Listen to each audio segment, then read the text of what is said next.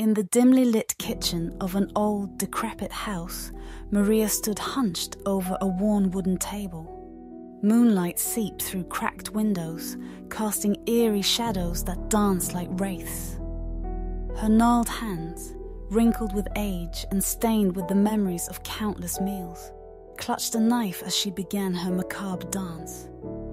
A chill hung heavy in the air as Maria reached for the first ingredient: ripe, crimson tomatoes.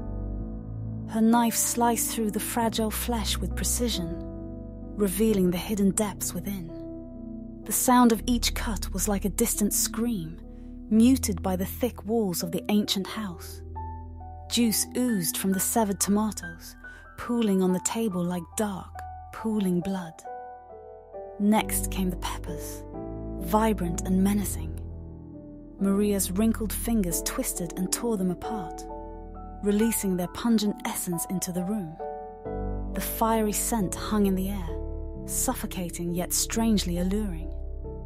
As she diced them into fine pieces, her eyes gleamed with a sinister delight. The onions followed, their pungency stinging her eyes and sending shivers down her spine. Maria's hands moved with practiced precision, chopping the onions into translucent slivers that resembled ghostly apparitions in the pale moonlight. Then came the cilantro, its vibrant green leaves trembling as they met the cold steel of her blade. She chopped it mercilessly, the aroma mingling with the scent of blood-red tomatoes and fiery peppers, creating a potent cocktail of flavors and fears. The final ingredient was garlic, its pungent aroma overpowering everything else in the room. Maria's hands moved faster now, crushing and mincing the cloves with a vengeance. The garlic seemed to resist, releasing a hauntingly sweet scent as if begging for mercy. With all the ingredients prepared, Maria reached for a tarnished silver bowl.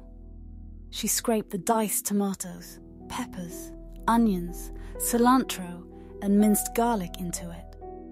A splash of lime juice, like a dash of acid, added a final touch to the concoction. She stirred it all together, the blade of her knife scraping against the bowl's surface, producing a bone-chilling melody. As the salsa came together, Maria's face contorted into a wicked grin. She had been making this salsa for decades, a recipe passed down through generations, a recipe that demanded more than just ingredients. It demanded sacrifice, a dark ritual to appease unknown forces. She dipped a finger into the salsa and tasted it, closing her eyes as the flavors exploded in her mouth. It was perfect. The macabre ritual was complete, and Maria could feel the presence of something otherworldly in the room. With a sense of satisfaction, Maria covered the bowl and placed it in the refrigerator. The moonlight retreated, and the shadows in the kitchen returned to their dormant state.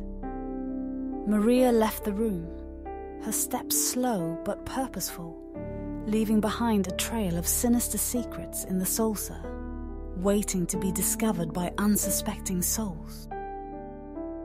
The next morning, the sun's feeble rays pierced through the ancient windows of Maria's house, dispelling the lingering darkness of the previous night. She had been up for hours, tending to her garden, a lush patch of earth that yielded the ingredients for her sinister salsa.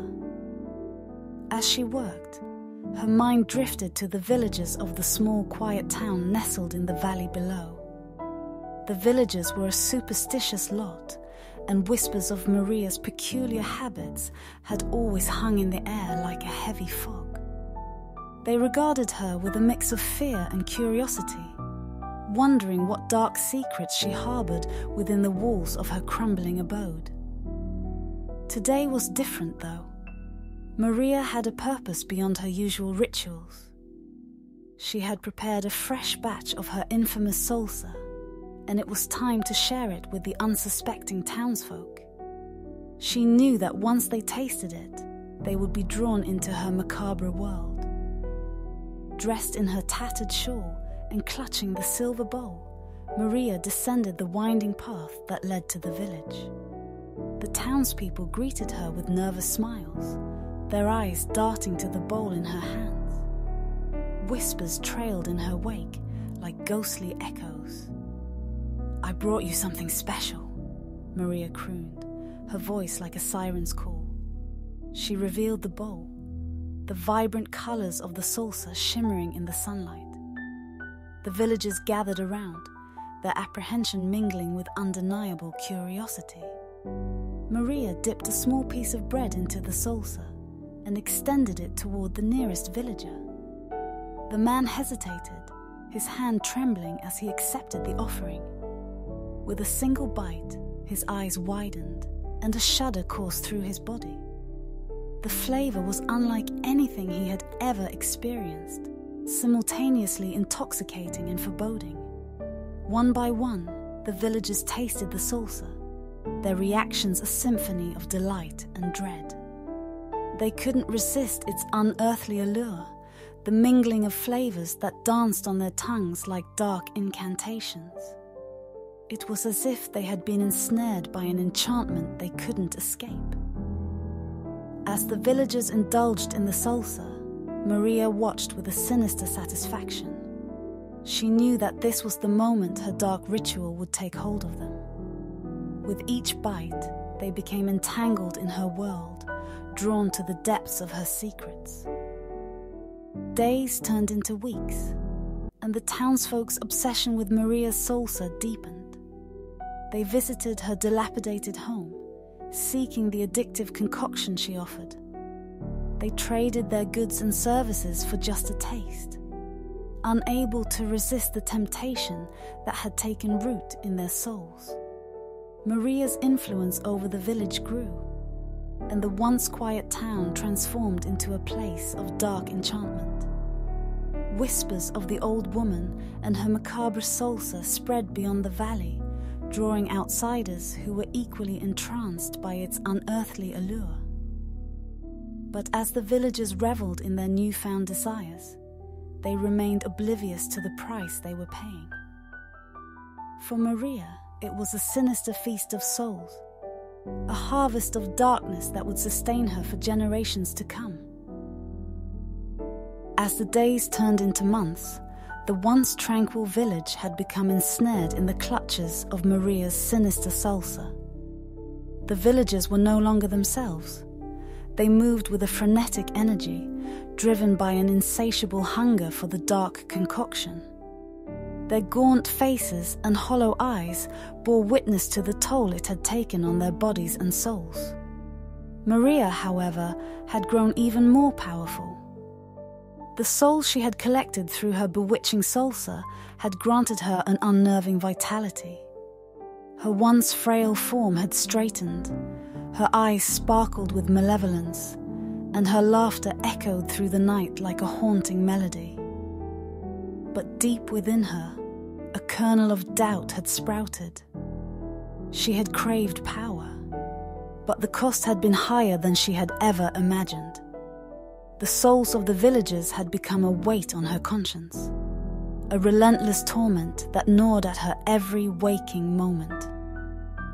One evening, as the sun dipped below the horizon, casting long shadows over the village, Maria stood at her window, gazing down at the once beloved town.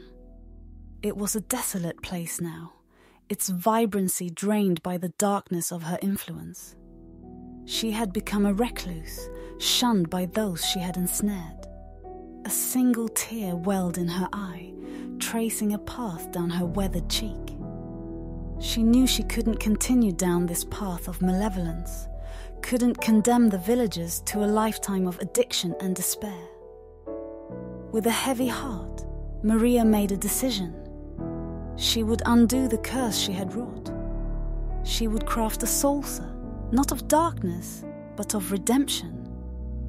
It would be a recipe infused with the purest intentions, one that would free the villagers from the chains of their obsession. In her dimly lit kitchen, Maria set to work, using the same ingredients she had once manipulated for wicked purposes. The tomatoes, peppers, onions, cilantro and garlic were transformed by her skilled hands. But this time, they emanated a warm, inviting aroma. The essence of purity and hope infused every slice and chop.